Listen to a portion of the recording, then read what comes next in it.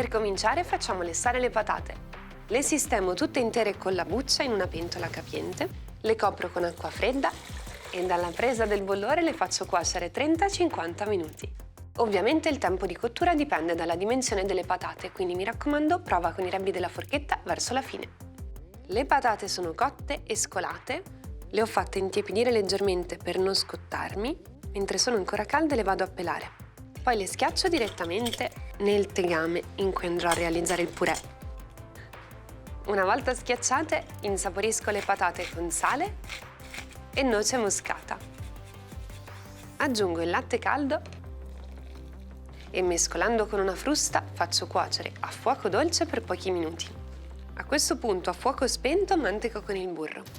Mescolo energicamente fino a ottenere una consistenza liscia, come questa.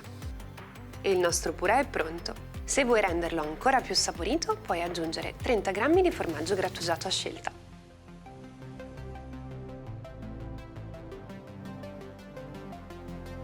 E buon appetito!